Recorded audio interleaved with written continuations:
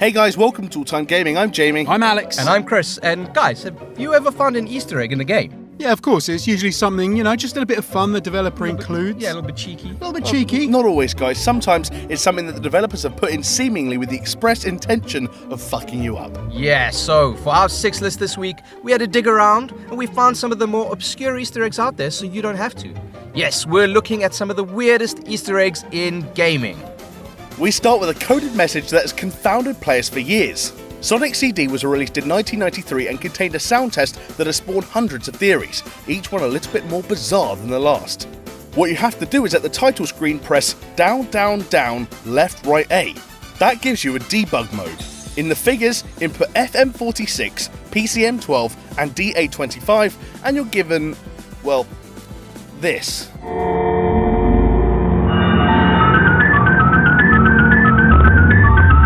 Sonic looks fucking deranged, it's creepy music, there's disturbing laughter and effects, and a message in Japanese. Fans translated the text as, "Fun is infinite with Sega Enterprises, Majin." Now Majin in Japanese means demon. Is the devil now endorsing Sonic? It would explain the sliding quality level, that's for sure. Yeah. The main point of argument on the internet though seems to be over the name, Majin. Some claim that it's not Majin at all, but Madin, the artist who worked on some of the games. Others have said that Majin is a childhood nickname of the programmer Masato Nishimura. This is backed up apparently by the fact that he snuck his name into Shenmue as well. So it looks like it was a case of the stupid Westerner misreading Japanese and not picking up on a joke.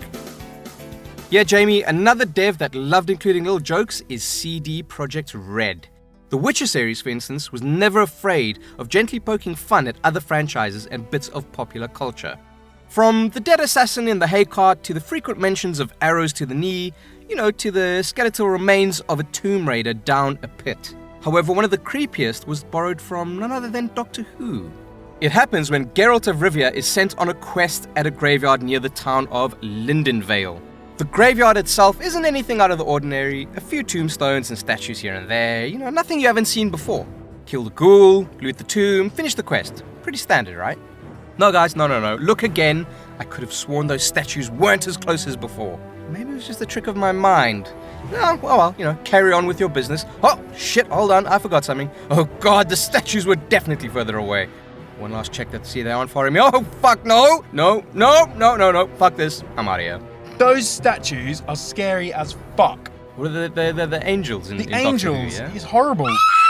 Statues you have to stare at to survive are creepy enough, but when unmoving figures stare back at you, Chris, that is when you enter internet lore. On the surface, Super Mario Galaxy 2 on the Wii should be all about family-friendly fun. Hopping from one galaxy to another in a giant spaceship that looks like your own head. But just wait until you get to Shiverburn Galaxy. Less than a month after the release of the game, an anonymous tip online suggested that if players go to a certain place in the level, enter first person and look up, they'll see a collection of ghostly figures gazing back at them.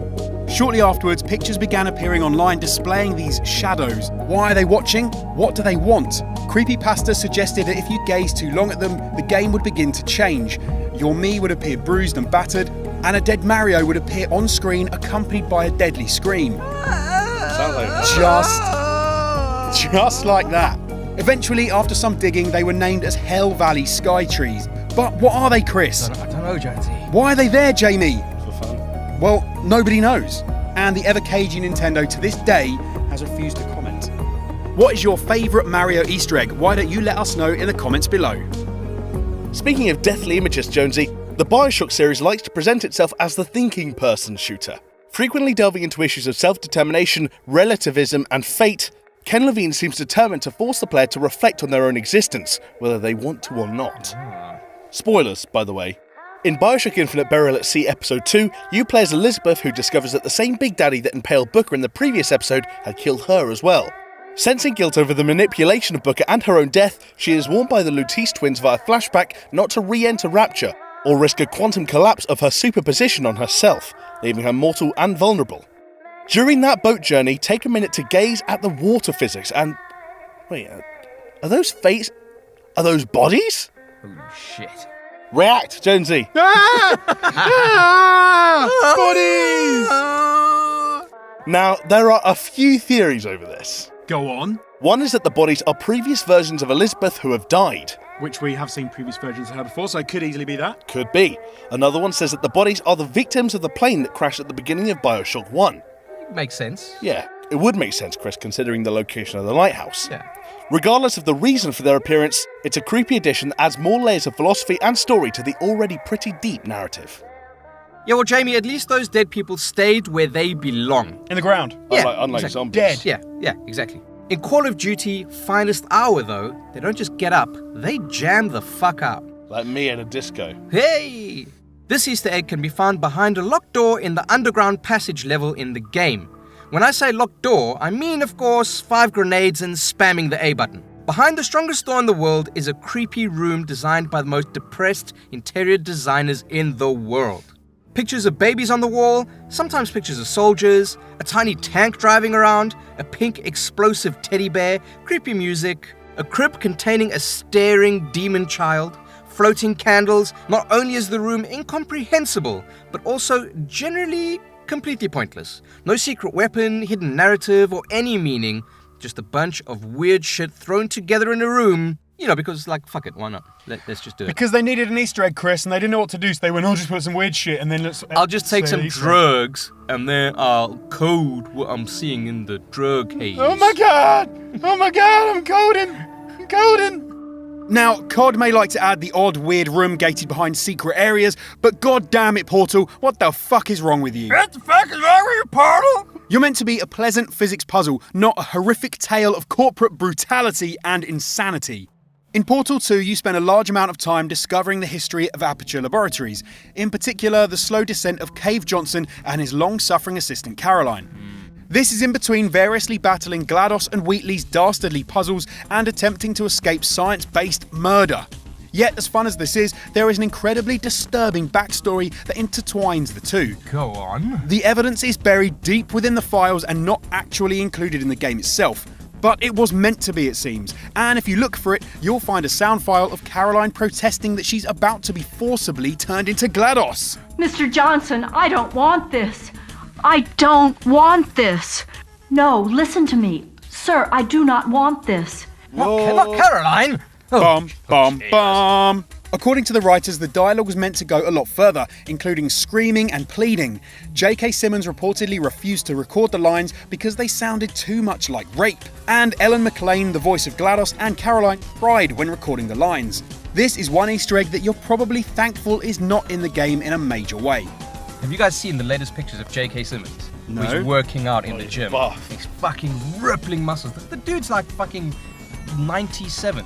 So there are 6 examples of weird Easter eggs. Some are great, others terrifying. But what do you think? Are there any that we should include in part 2? Let us know in the comments below. And from weirdest Easter eggs to 6 games that will fuck with your head. It's on screen right now, so check it out. And as always, don't forget to like and subscribe for more, and we will see you next time. See ya. Bye!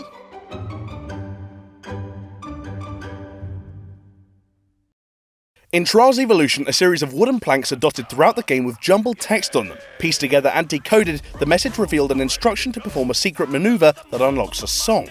The lyrics asked players to closely examine the song, leading to enterprising gamers employing spectral analysis on the piece. This spectral analysis formed a Morse code, which led to a website deliberately made to lead to more puzzles.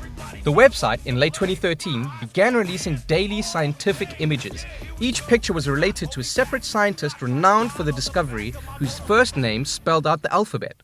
Once the 26 days were up, a full image dump was dropped, which when synced with the previous cipher, displayed a message. The message was a code relating to a theoretical end of the universe.